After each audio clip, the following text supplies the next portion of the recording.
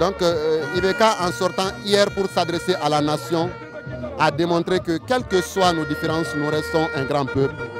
Et seulement moi je suis un tout petit peu déçu parce qu'il a démontré à travers cette adresse à la nation que ne pas toucher à la Constitution n'était pas en réalité compliqué.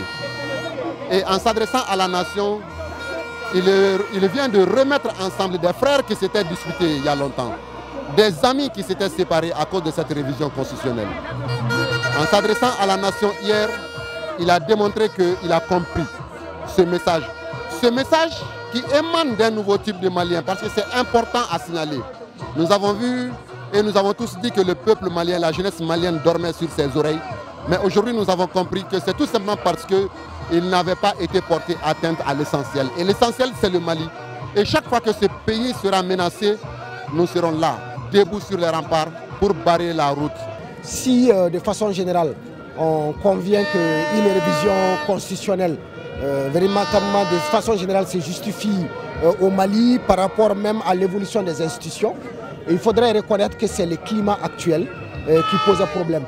Et surtout que l'article 118 de la Constitution, on ne va pas revenir sur ces débats par rapport à tout ce qu'il y a comme insécurité autre au Mali.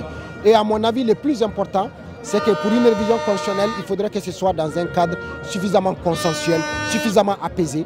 Donc moi, je me réjouis du fait que le président de la République ait pris cette décision et écouté la voix de tous les Maliens. Et maintenant, ça permet de se mettre dans un cadre, dans une démarche suffisamment consensuelle pour regrouper tous les Maliens. Je pense que le président de la République a su faire en ces derniers temps une bonne lecture de cette plateforme que nous sommes. Je crois qu'il a su comprendre que nous ne sommes pas des apatrides, comme cela se faisait entendre.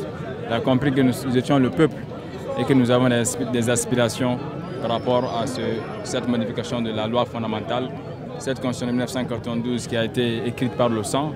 Et je crois qu'il a compris qu'il fallait aujourd'hui surseoir à ce référendum jusqu'à ce que les conditions sécuritaires, techniques et de consensus soient réunies pour un référendum de cette envergure.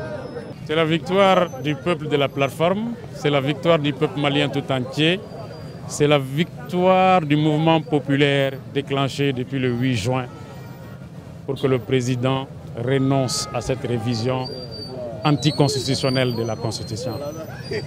C'est la victoire du peuple tout entier, c'est la victoire de la détermination, c'est la victoire du tournant que nous avons pris à partir du meeting du 3 août. C'est la victoire de l'ultimatum. C'est la victoire de la lettre adressée à l'Assemblée nationale pour demander la mise en accusation du président. C'est la victoire du peuple malien, mobilisé, debout, à l'intérieur comme à l'extérieur du pays. C'est un grand moment, mais j'ajouterais que ce n'est même pas la victoire du camp du non tout simplement. C'est la victoire du camp du oui aussi. C'est la victoire de tout le peuple malien.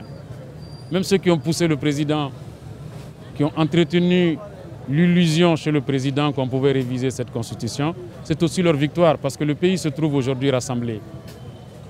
Le Mali n'a pas besoin de division. L'initiative du président a divisé le pays. La mission d'un président de la République, ce n'est pas diviser son pays, c'est rassembler son pays, c'est œuvrer à la cohésion nationale. Alors, si c'est la plateforme qui lui rappelle sa mission fondamentale, tant mieux. Vive le Mali, vive le peuple malien debout, qui ne va plus se recoucher. Cela doit être entendu pour tous. C'est une victoire contre l'arrogance, c'est une victoire contre le mépris. Et je crois que désormais au Mali, les jeunes seront écoutés.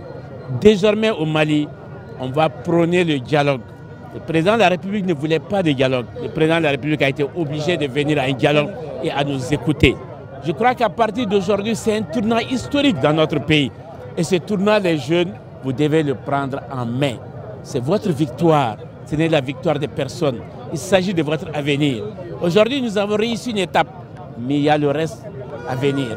Notre pays n'est pas sécurisé. Il y a des guerres intercommunautaires, il y a une gouvernance qui va à volo, il y a la corruption, il y a le népotisme, il y a énormément de choses que nous devons continuer à combattre. Je vous exhorte à rester vigilants, à vous tenir la main, à considérer que ce n'est qu'une bataille de gagner et que la victoire est au bout de la mobilisation, la victoire est au bout de la lutte. Je tiens vraiment à remercier tous ceux qui ont contribué à cette victoire. Les jeunes Maliens ont fait une preuve. Les jeunes Maliens ont montré un exemple dans l'histoire. Au Mali, il n'y a pas eu de violence. Au Mali, par la mobilisation, nous avons réussi à faire en sorte que certains descendent de leur piédestal. On ne me fait pas ça, on ne me dit pas ça. Je crois qu'aujourd'hui, le président est redescendu de son superbe. Et je crois que c'est ça qui est important, c'est ça la leçon à tenir. En tout cas, merci aussi à la presse, parce que vous nous avez accompagnés. Je vous remercie infiniment parce que ça n'a pas été facile pour vous. Je vous remercie infiniment parce que vous avez fait votre travail jusqu'au bout. Je tiens aussi à remercier tous ceux qui ont joué aux intermédiaires, les religieux, les notables. Remercier ceux qui ont dirigé la plateforme. Remercier tous les partis politiques qui étaient là, qui étaient présents. Remercier les Bamakois parce que nous les avons dérangés des fois. Mais je crois qu'ils ont compris que c'est pour la bonne cause. Remercier la diaspora malienne qui s'est mobilisée de partout. Vous savez, à un moment, nous avons estimé à plus de 2 millions de personnes, des Maliens qui se sont mobilisés de par le monde. Remercier ceux qui sont dans les régions, qui se sont aussi mobilisés.